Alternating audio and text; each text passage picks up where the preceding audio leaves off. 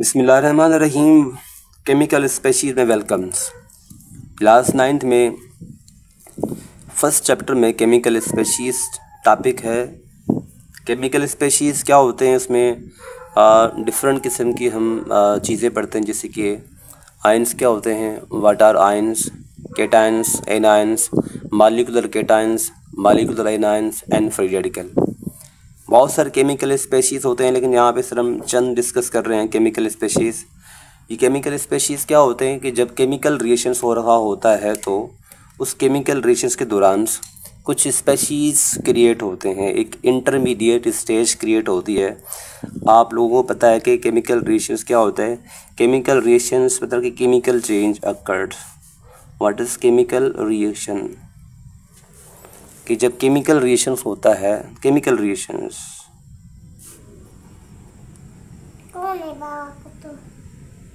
जब chemical reactions होता है, what is chemical reactions? The chemical change is called chemical reactions. The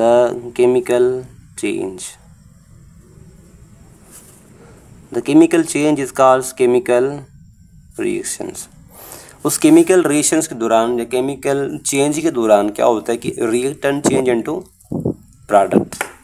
जैसे कि साल के तौर पे मैं लिखता हूँ कि भाई हमारे पास एक रिएक्टेंट होते हैं और वो रिएक्टेंट मतलब कि कोई भी चीज़ मिलने वाली, रिएक्टेंट चेंज इनटू प्रोडक्ट, ये केमिकल रिएक्शन है जिसमें केमिकल चेंज होने के बाद एक चीज़ प्रोड्यूस हुई है, उस केमिकल रिएक्शंस कहा जाता है।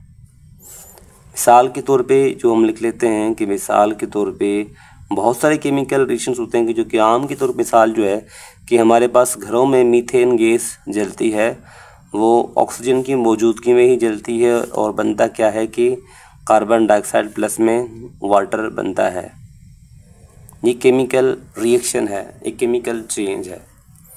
अच्छा, इसमें होता ये है कि मीथेन ऑक्सीजन के साथ रिएक्ट करके कार्बन डाइऑक्साइड प्लस में वाटर प्रोड्यूस होता है, लेकिन ये रिएक्टेंट है और ये प्रोडक्ट है।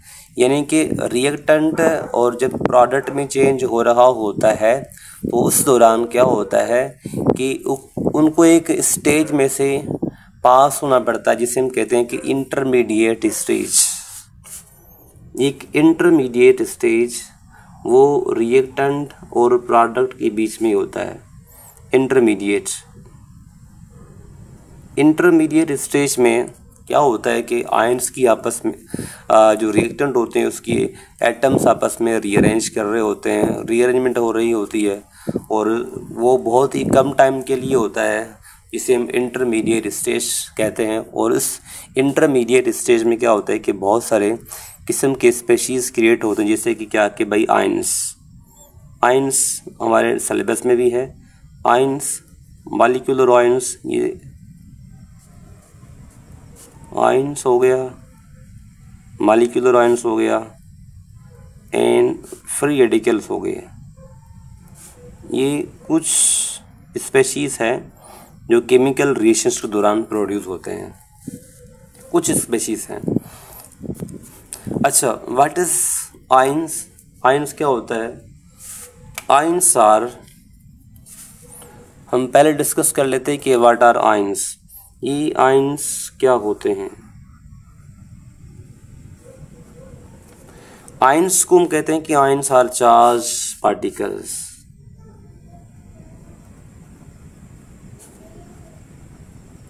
Ions are charge particles. ये एक चार्ज पार्टिकल्स होते हैं। Ions are charge particles that are produced bye,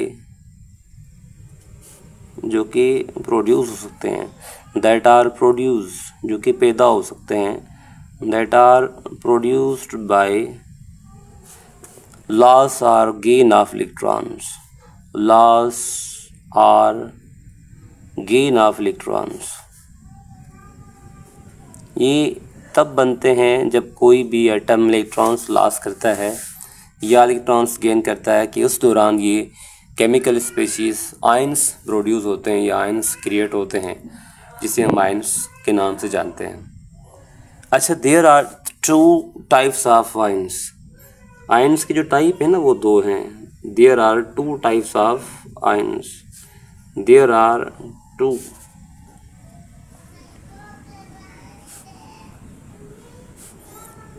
types of ions. Ions के दो टाइप होते हैं। नंबर फर्स्ट इज, जो पहला है वो है cations. Cat ions. Number two is anions. Cations, एन्स, एनायंस। अब ये डिस्कस करने हैं हमने कम्प्लीटली कि केटाइंस क्या होता है और एनायंस क्या होता है। फर्स्ट जो पहले है वो है कि व्हाट इज केटाइंस। केटाइन क्या होता है? व्हाट आर केटाइंस या व्हाट इज केटाइन एक ही बात है। तो केटाइंस क्या होते हैं कि cations are chemical species. Cations are chemical species. ये केमिकल स्पीशीज होते हैं। Cations are chemical species which are produced by cations are chemical species which are produced by loss of electrons, जो कि इलेक्ट्रॉन्स के लॉस होने से पैदा होते हैं। that are known as cations and they have positive charge। इनके ऊपर जो चार्ज होती है वो पॉजिटिव चार्ज होती है। they have positive charge। इनके ऊपर पॉजिटिव चार्ज होती है। ये आपने पॉइंट नोट करनी है कि जब भी कोई भी केमिकल स्पीशीज इलेक्ट्रॉन्स को लॉस करता है तो लॉस करने के दौरान उनके ऊपर जो चार्ज प्रोड्यूस होती है वो पॉजिटिव चार्ज ही होती है। ये लॉस करने के दौरान चार्ज पॉजिटिव ही होती है। फर्ज करते हैं कि एक एक्स है, एक्स कोई भी एटम है और इलेक्ट्रॉन्स को लॉस करता है। एरो के ऊपर लिखता हूँ कि भाई लॉस करने से ये एक इलेक्ट्रॉन्स लॉस करता है, उसके ऊपर चार्ज क्या कि +1। ये +1 शो कर रहा है कि इसने एक इलेक्ट्रॉन्स को लॉस किया हुआ है। वही अगर एक्स के ऊपर मैं कहता हूँ कि भाई एक्स है और एक्स ने क्या किया हुआ है कि इलेक्ट्रॉन्स को लॉस करके, और एक्स के ऊपर जो चार्ज है वो 2+ चार्ज है। इट मीन्स क्या कि इसने 2 इलेक्ट्रॉन्स लॉस किए हुए हैं। तो x के ऊपर चार्ज कुछ भी हो सकती है। x3+ भी हो सकती है और x4+ भी पॉसिबल है या x5+ भी पॉसिबल है, etc। चार्ज जितनी भी हो, पॉजिटिव फिर कितनी भी हो, प्लस हो, +3, +4, +1, जितने भी चार्ज शो हो वो इट मीन्स क्या कि उसने इतने इलेक्ट्रॉन्स को लॉस किया हुआ है। और अगर है कि भाई गेन किया हुआ है, लेट अस सपोज दैट कि अच्छा इसको फिर भी समझ लेते हैं कि मिसाल के तौर पे हमारे पास एक सोडियम एलिमेंट है। आपको पता है कि सोडियम का एटॉमिक नंबर कितना होता है कि भाई 11 होता है, 11 होता है। और अगर सोडियम क्या करता है कि अपना एक इलेक्ट्रॉन्स लॉस कर लेता है वैलेंस शेल में से, तो फिर क्या होगा कि इसके ऊपर चार्ज प्रोड्यूस होगी, +1 चार्ज प्रोड्यूस होगी। और इसकी इट मीन्स क्या कि इसके ऊपर इसने एक इलेक्ट्रॉन लॉस किया हुआ है। +1 ये शो करता है कि इसने एक इलेक्ट्रॉन्स को लॉस किया हुआ है। या अगर यूँ कहते कि भाई हाइड्रोजन है और उसकी वैलेंस शेल में सिर्फ एक इलेक्ट्रॉन्स होता है, उसके ऊपर चार्ज प्रोड्यूस होती है +1, तो वो भी ऐसे कि इसने एक इलेक्ट्रॉन्स को लॉस किया हुआ है।